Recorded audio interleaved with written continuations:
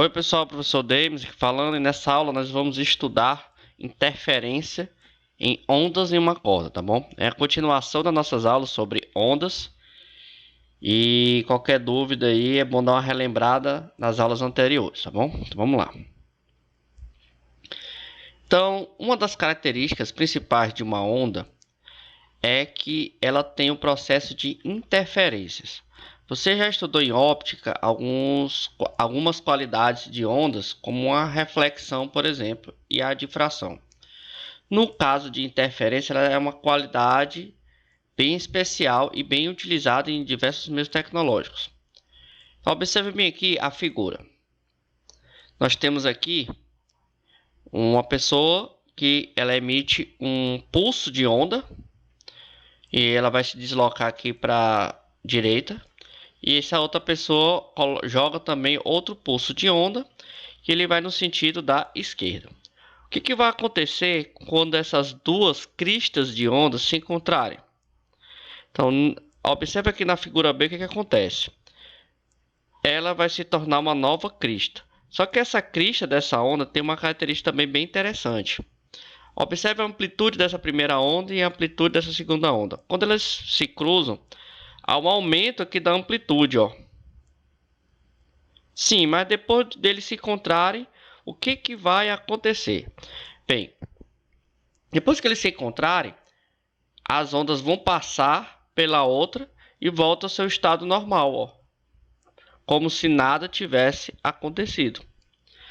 Então, observe, a perturbação resultante em cada ponto de meio durante a superposição, que é o momento onde uma crista de onda se junta com outra, é a adição das perturbações que seriam causadas pelas ondas separadamente, tá bom? Então isso aí é o que nós chamamos de onda construtiva, que nós vamos ver melhor já já.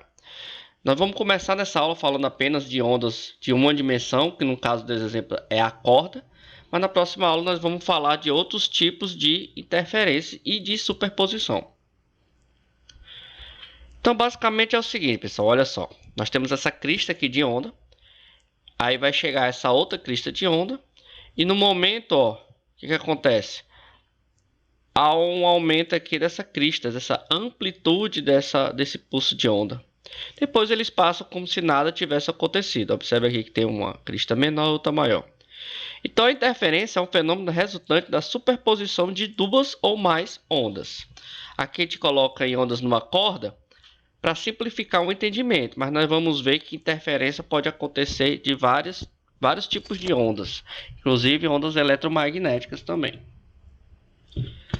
No caso aqui, olha só o que está acontecendo. Nós temos uma onda, uma crista de onda para cima aqui, e uma crista de onda aqui para baixo. O que vai acontecer quando elas se cruzarem? Então, vai se aproximando, a partir do momento que ela se aproxima, olha só o que acontece. Aqui seria a crista da onda A sequência é essa aqui, viu, pessoal? Não começa aqui, ó, de cima para baixo do lado esquerdo, depois continua aqui, ó.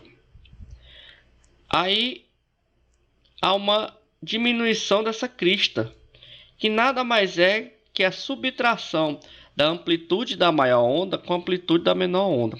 Você faz essa subtração aqui e vai encontrar esse tamanho dessa crista. Depois eles continuam como se nada tivesse ocorrido. Nós chamamos essa parte aqui dessa interferência, que a interferência ela ocorre só nesse ponto aqui, né? De uma interferência destrutiva. Então, basicamente, como é que se faz a interferência em uma única dimensão. Agora nós vamos falar de ondas estacionárias. Como é essas ondas estacionárias? Ondas estacionárias, ela vai dar a impressão que a onda ela está parada, por isso que o nome é estacionária. Mas na verdade a onda ela está se movendo, só que ela se move de uma maneira que parece que ela está parada num lugar só, tá bom? Eu vou colocar aqui um vídeo aqui para vocês verem um experimento na prática como é que seria essa partezinha aqui.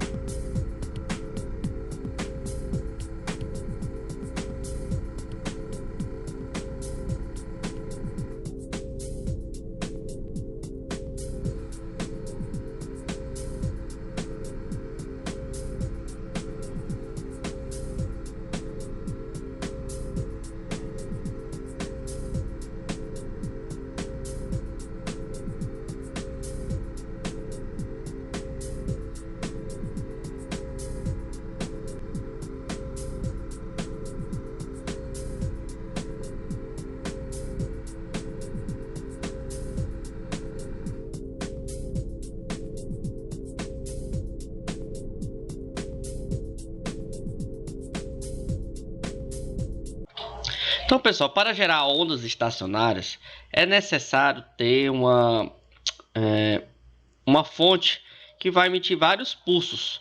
E aí, quando esses pulsos vão e voltam, vai aparecer o que nós chamamos de ondas estacionárias, que vai ser basicamente, como você viu no vídeo, e também aqui como mostra essa figura aqui. Essas ondas estacionárias, elas só ocorrem em determinadas frequências. Elas são bem específicas de determinadas frequências. Que no caso aqui dessa onda de cordas aqui, a gente chama essas frequências de harmônico, como aqui o primeiro harmônico, nós temos aqui um ventre em cima e um ventre embaixo. Nós temos o segundo harmônico e o terceiro harmônico. Ondas numa corda sempre acontece esses nós aqui nas extremidades, e onde não tem nenhuma amplitude nós chamamos de nó, certo? Então aqui, ó, no desenho a gente pode entender melhor. Que está oscilando aqui, ó, oscilando um pulso de onda, e aqui o pulso fechado, então não pode se mover. Então aqui sempre vai ser um nó. Então essas extremidades aqui entre dois nós chamamos de ventre. E a distância de um nó para o outro vai ser exatamente a metade de um comprimento de onda. Lembre-se que o comprimento de onda é a característica principal de uma onda, o comprimento e a sua frequência, né? Porque podemos inclusive determinar a sua velocidade. Então nós temos o nó 1, nó 2, o N3, o N4, o N5, tá bom? E aqui são os ventres, esses V's aqui. Então se você tem a distância de dois nós, ela vai ser metade do comprimento de onda. Então quer dizer que a distância de dois ventres vai ser exatamente a distância de um comprimento de onda. E a metade de um ventre, a metade de meio é um quarto. Então é a metade de um comprimento de onda. Então entre o ponto máximo de amplitude e um nó, nós temos um comprimento de onda dividido por 4. Só você fazer uma análise aqui da figura que fica bem fácil de entender. Então, pessoal, olha só. A distância entre ventres consecutivos ou entre nós consecutivos numa onda estacionária é igual a metade do comprimento de onda. É o que nós podemos ver aqui na figura aqui, ó. A distância entre dois ventres aqui, metade do comprimento de onda. A distância entre o ventre e o nó consecutivo na onda estacionária é igual ao quarto comprimento de onda que nós discutimos agora há pouco, tá bom? Que seria a metade disso aqui, é a distância do nó até o ventre. A interferência que determina a formação de um ventre é a interferência construtiva, ou seja, esse ponto mais alto é ocasionado pela interferência construtiva, que é um aumento da amplitude. E a interferência que determina a formação de um nó é a interferência destrutiva, que nesse momento aqui ela subtrai, fazendo que a interferência seja destrutiva. Bom, então vamos entender aqui uma questão relacionada com essa temática. Vamos lá. A figura apresenta ondas estacionárias ao longo de cordas cujas extremidades estão fixas. Então, se as extremidades estão fixas, quer dizer que nesses dois pontos aqui vai ser um nó. Sendo que a distância de A para B é 1,5 metros e 200 centímetros por segundo é a velocidade de propagação das ondas parciais que originam as ondas estacionárias, determine. Letra A. A distância entre ventres consecutivos e entre o ventre e um nó consecutivo. E a letra B, ele quer saber a frequência da vibração na corda. Então vamos ver aqui a solução do problema. Na letra A ele está pedindo a distância entre o ventre consecutivos e um nó consecutivo. Então vamos lá, vamos entender. Nós temos aqui de A para B, nós temos 3 ventres. A distância do ponto A até o ponto B é 1,5.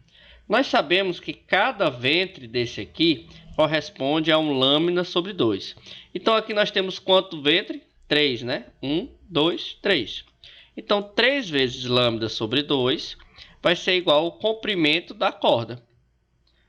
Olha, o comprimento da corda a questão dá como sendo 1,5 metros. Então 3 dividido por 2, que está multiplicando aqui, está dividindo, vai dar 1,5, né?